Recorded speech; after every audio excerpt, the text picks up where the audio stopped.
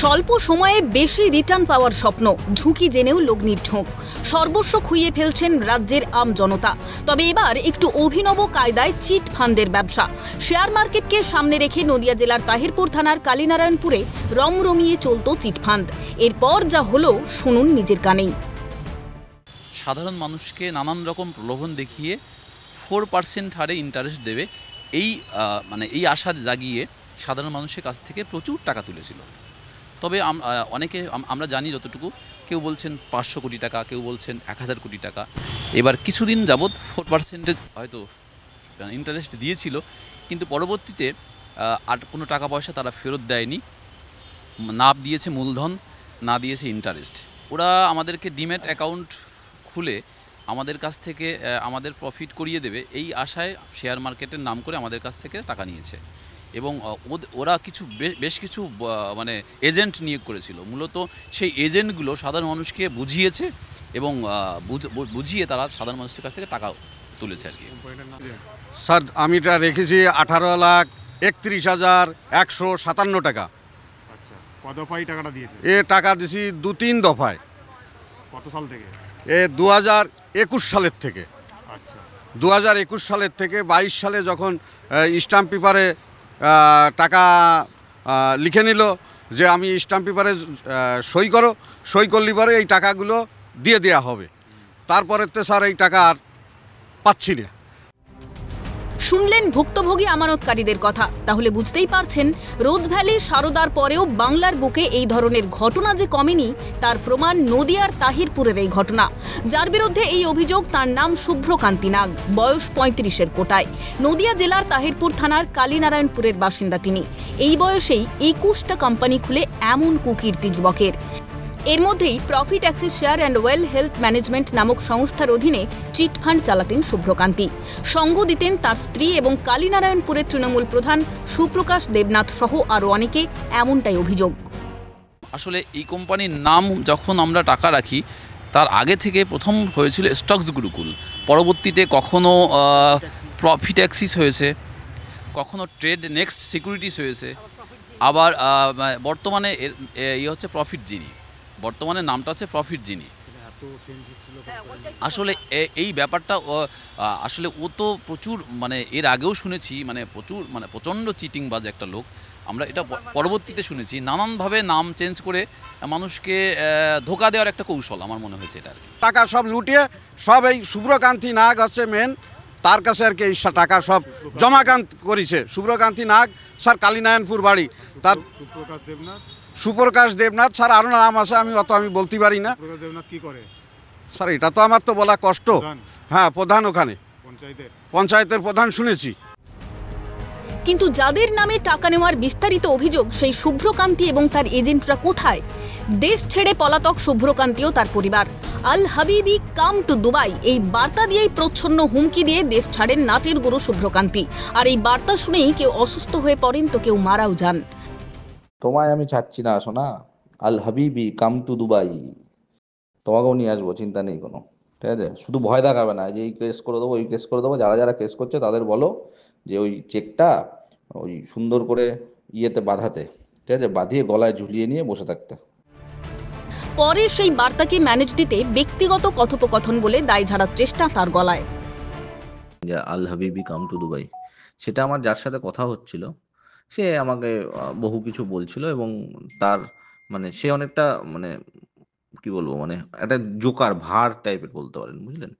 ইচ্ছা করে গন্ডগোল বাঁধাবে, আবার পর মুহূর্তে হাসি খুশি, এরকম আর কি, ঠিক আছে? তো এটা তার সাথে আমার ব্যক্তিগত কথা হচ্ছিল। এই ঘটনায় অভিযোগের তীরে রয়েছেন কালীনারায়ণপুরের তৃণমূল পরিচালিত পঞ্চায়েতের প্রধান সুপ্রকাশ দেবনাথের নাম। তিনিও পলাতক। স্থানীয়রা জানিয়েছেন দেশ ছেড়েছেন তিনি, যদিও পরিবারের লোক জানাচ্ছেন চিকিৎসার কারণে চেন্নাই গিয়েছেন সুপ্রকাশ।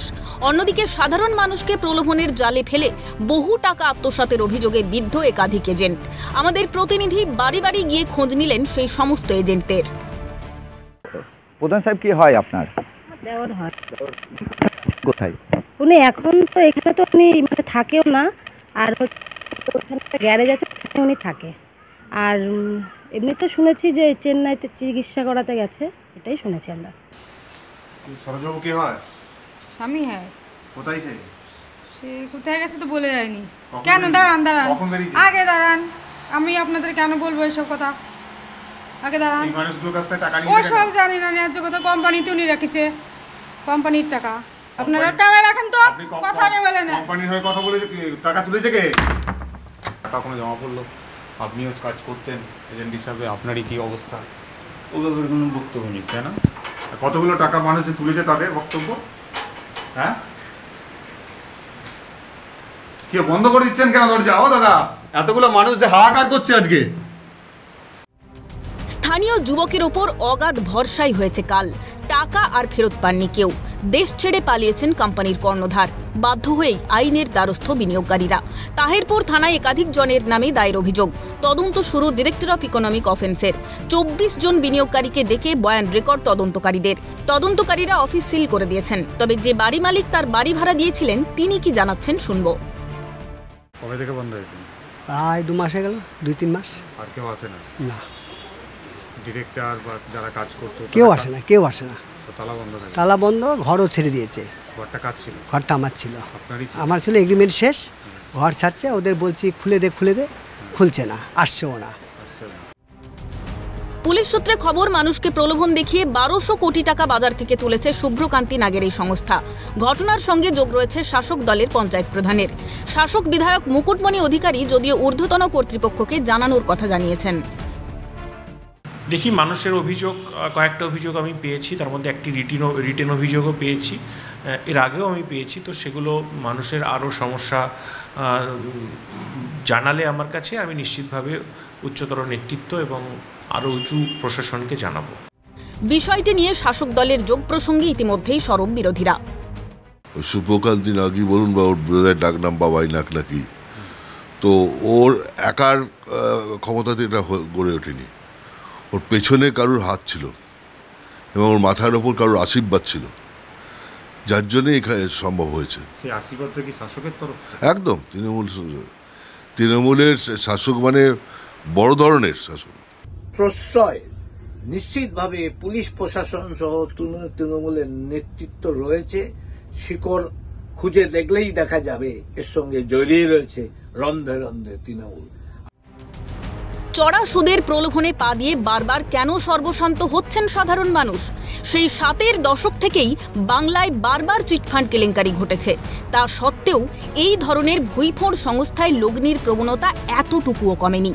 8 কিংবা 9-এর দশকের সঞ্চয়িতা সঞ্চয়িনী ভেরোনা ওভারল্যান্ডের পর্দাফাঁসের পরেও বাংলায় সারদা রোজভ্যালির মতো বিরাট মাপের চিটফান্ড কেলেঙ্কারি হয়েছে। কিন্তু তারপরও চিটফান্ডে টাকা রাখার এই প্রবণতা বন্ধ হচ্ছে না কেন? সচেতনতার অভাব নাকি প্রলোভন?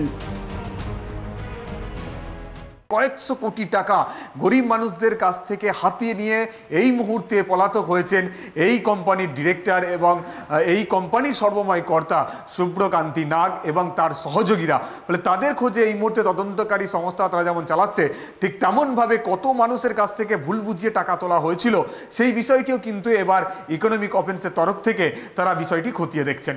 ক্যামেরায় শুভময় দাসের সঙ্গে মফিজুল ইসলাম, ক্যালকাটা নিউজ, নদিয়া, তাহিরপুর।